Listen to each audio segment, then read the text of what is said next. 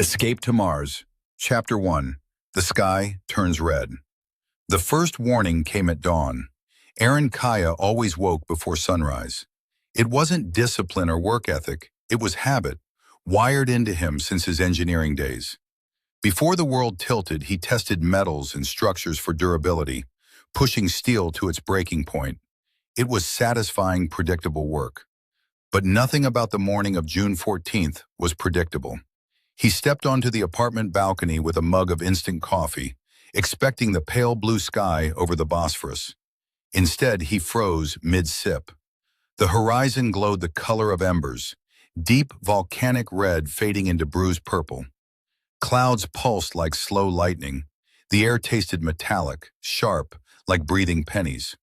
His phone buzzed violently in his pocket. Emergency broadcast alert, global warning. He didn't open it. He knew instinctively, this is it. Scientists had murmured for months about what NASA called Object Cerberus, a rogue asteroid half the width of Istanbul, moving faster than models predicted. Governments promised it would miss Earth. But Aaron knew systems fail, materials crack, predictions break. The universe didn't care how confident they sounded on TV. Behind him, the apartment door slid open. Aaron?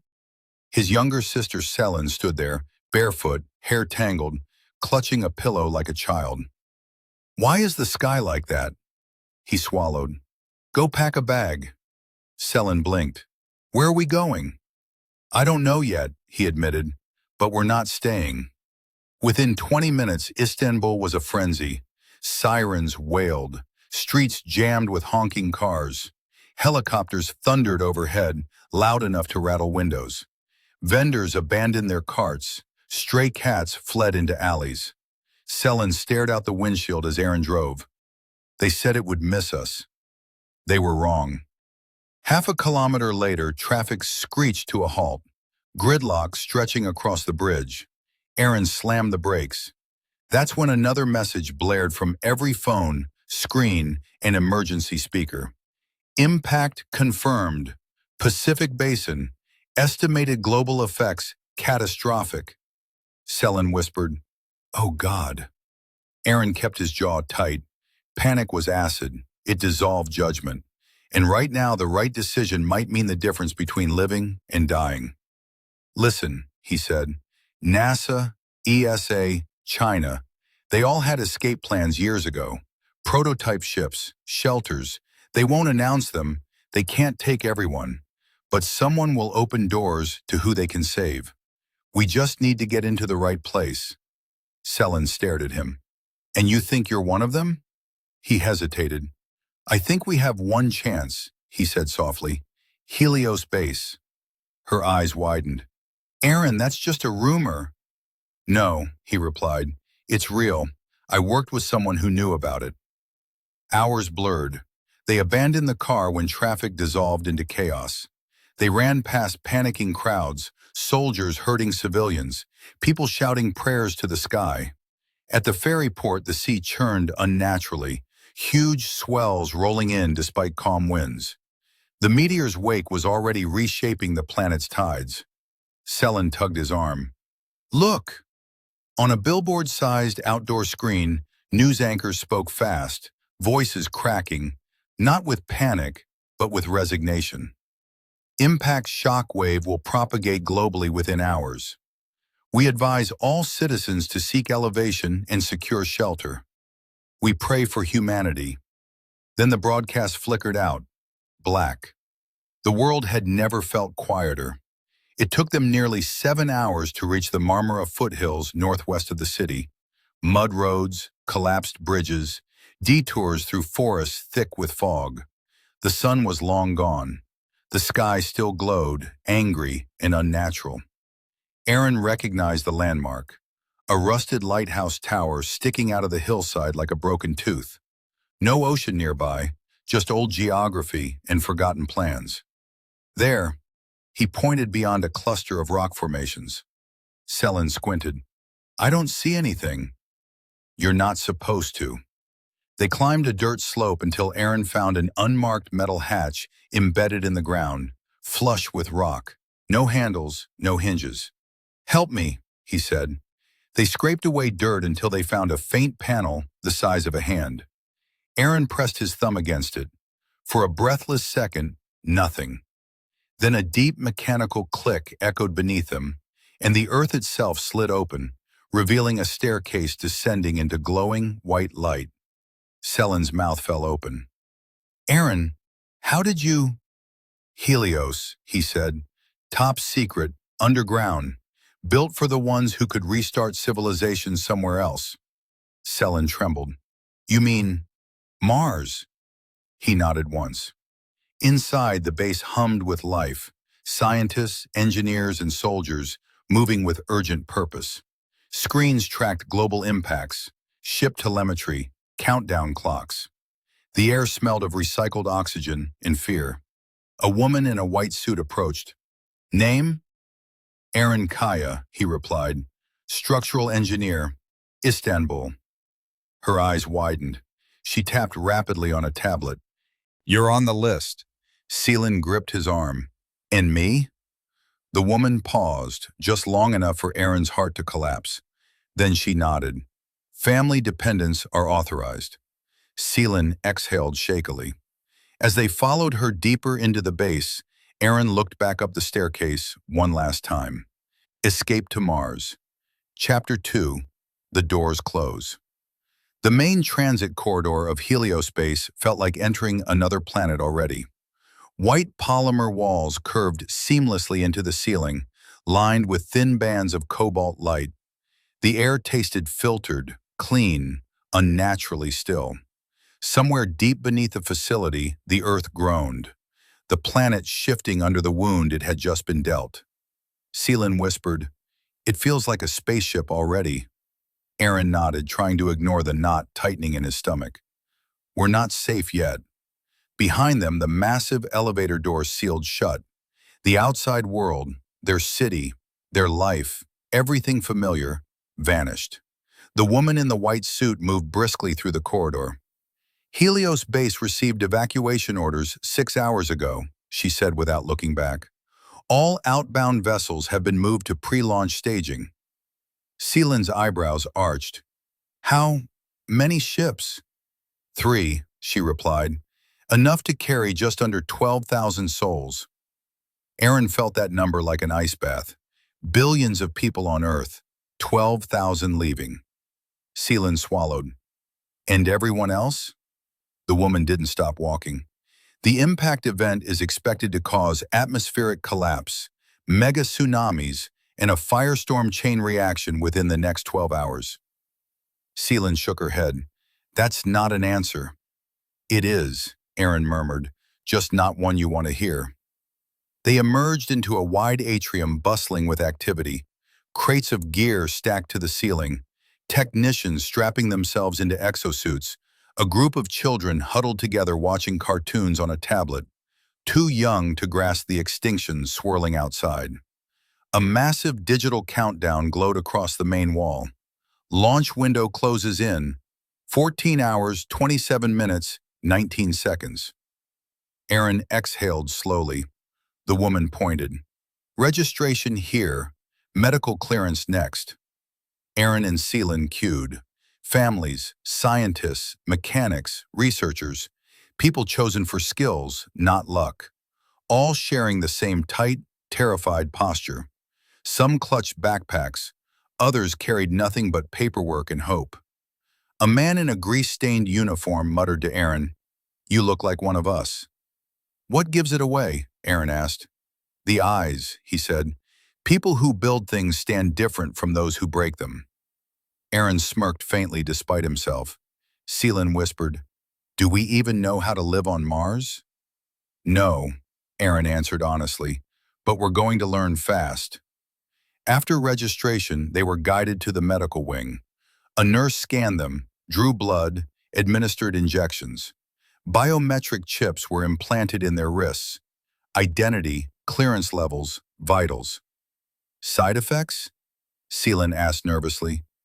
"Maybe a sore wrist," the nurse said, "and a brand new future."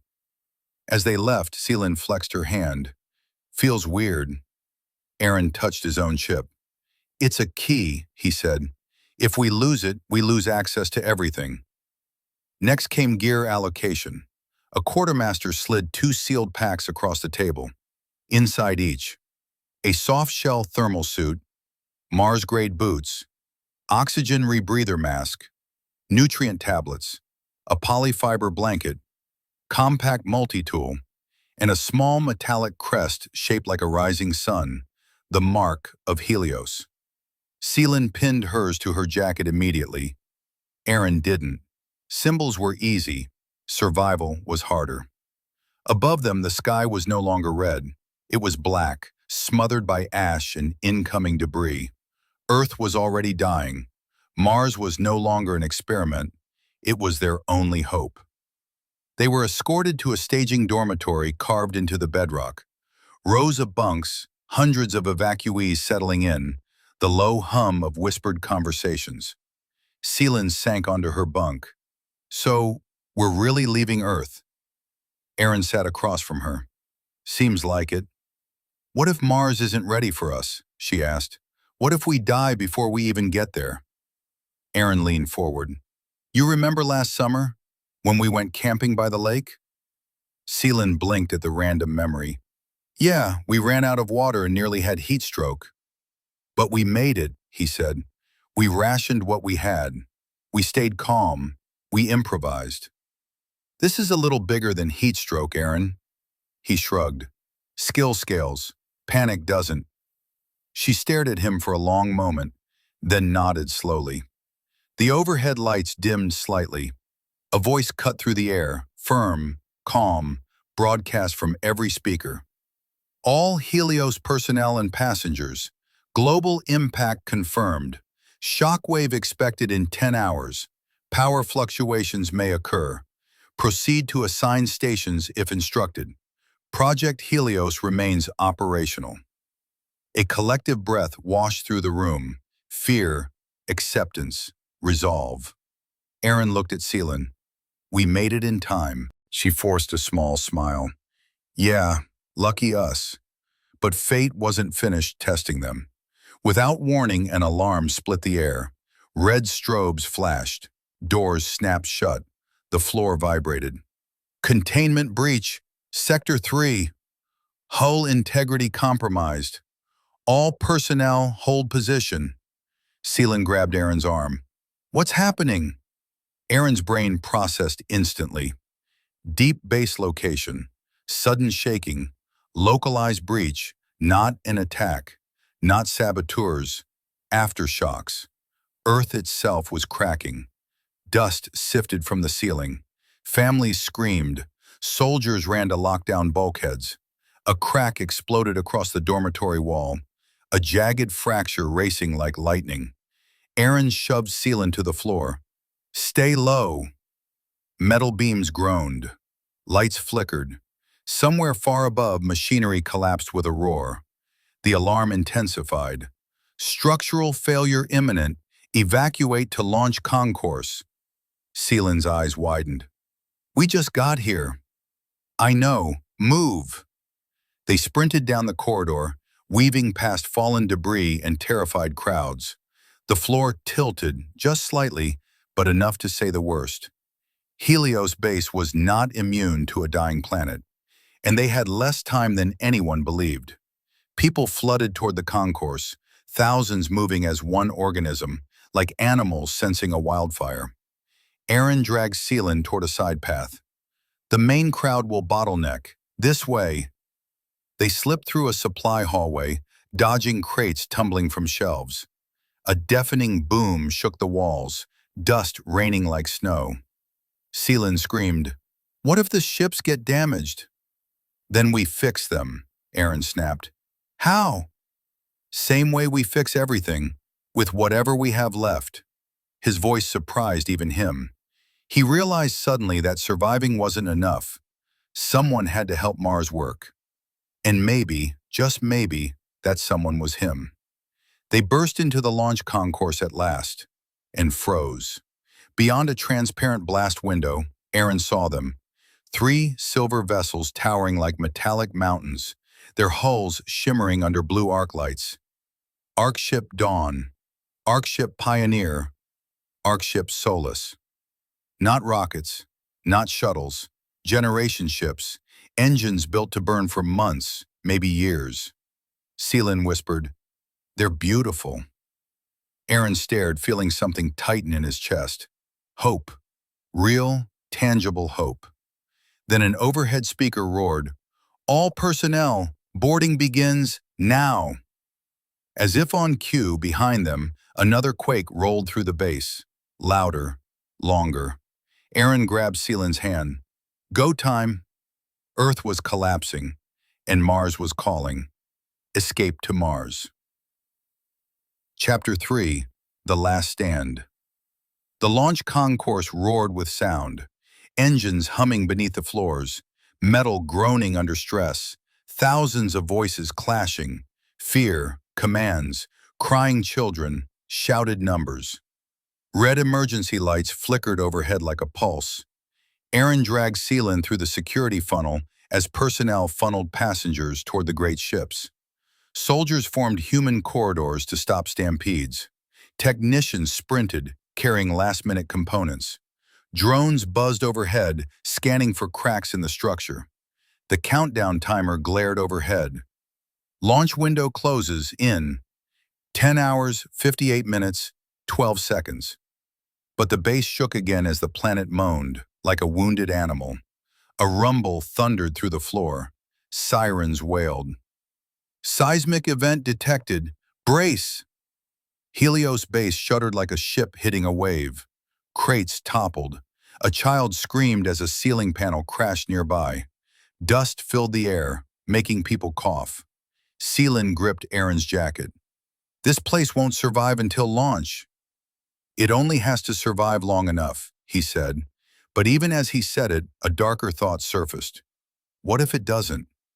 They reached pre-boarding gate C just as a team of engineers rushed in the opposite direction, toward danger rather than away from it. One of them brushed against Aaron, dropping a tool. Aaron bent down reflexively. A familiar logo burned onto the casing. Resonance Structural Analyzer, Model K1. Aaron blinked. He knew this equipment. He had tested its prototypes at his old job. The engineer snatched it back without stopping. "Docking clamps are misaligned. We can't detach without tearing the cradle." Aaron grabbed his arm. "Which ship?" "Solus," the man barked. "If the clamps jam, that ship dies on the pad." And with it, 4,000 people. Aaron's pulse spiked. Structural failure, misalignment, seismic shock. His brain solved the equation instantly. "Where's your supervisor?" Aaron demanded. The man pointed down a restricted corridor toward a maintenance shaft. Aaron turned to Seelan. "Board Pioneer. Find seats. I'll meet you." Seelan stared at him like he'd lost his mind. "No, absolutely not. You're not leaving me here in a collapsing bunker." "Seelan," he said, hands on her shoulders. "Listen, I can help. You know I can. I've worked with those systems. I can fix it or buy time for the ship to launch. If I don't go, thousands die." Tears streaked down her cheeks, anger mixed with terror. "You said we were running out of time." "We are," he said, "which is why I can't waste any." Another quake rippled through the base, harder this time. Seelan flinched. "Aaron, please." He hugged her tight, fast but fierce. "You said you trusted me," he whispered. She nodded against his shoulder, trembling. "I do." "Then go," he said, pulling away. Her fingers slipped from his sleeve like a rope being cut. She turned and ran toward Pioneer. Aaron went the other way, toward fire. The maintenance shaft was chaos, flashing hazard lights, bent piping, steam venting from ruptured conduits. A dozen engineers clustered around a thick set of steel mechanisms clamped into the giant docking arm connected to Arkship Solus. Aaron spotted the problem instantly. The quake had misaligned the anchor joint, so the ship's belly mount had twisted just enough to wedge the clamp shut. If Solus tried to launch, the cradle would rip open the lower hull, exposing fuel tanks, ignition chambers, and 4,000 terrified souls. Boom. A final death sentence. A woman barking orders saw Aaron and shoved him back. Area restricted.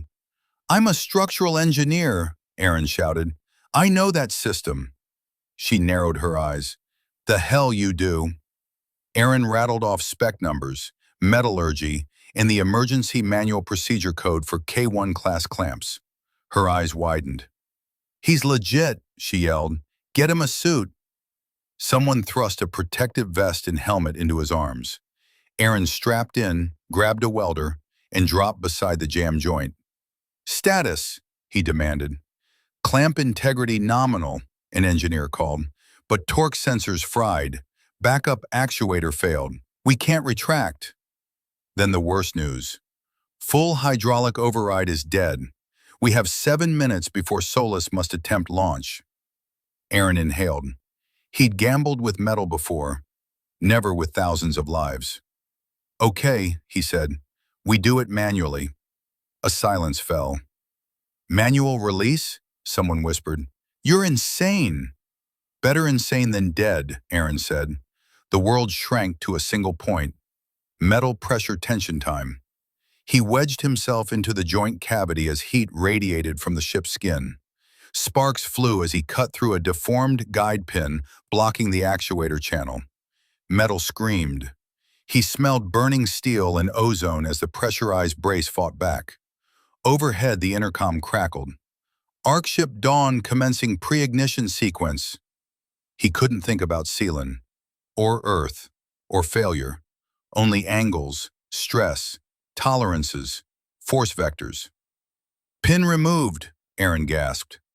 A tech slid in beside him. Actuator free. Not yet, Aaron said. On my mark, pull the bypass.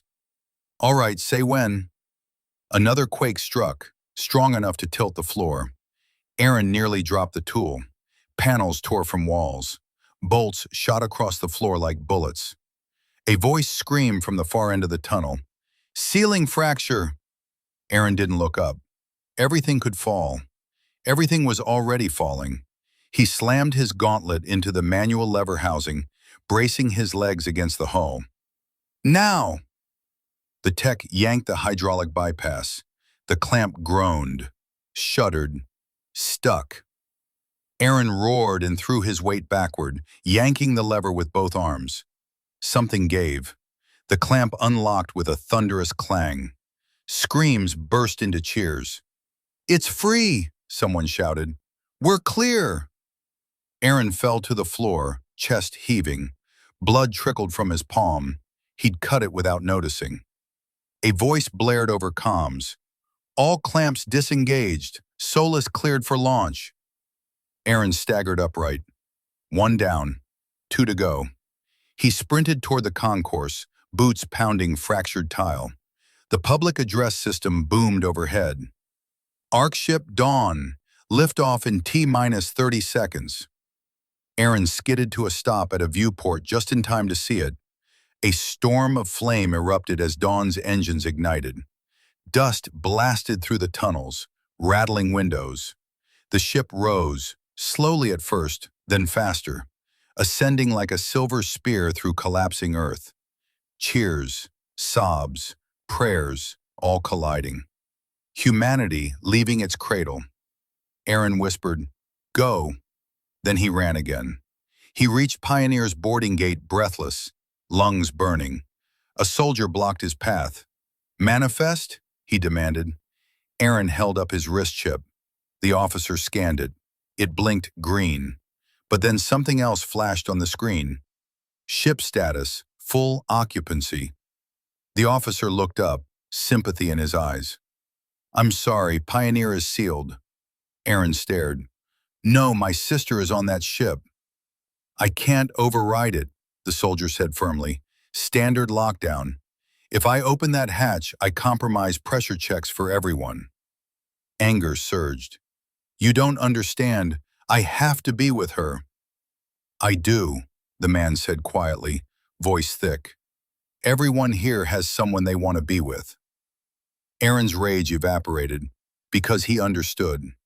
The ship vibrated under his feet as engines powered up. Final boarding.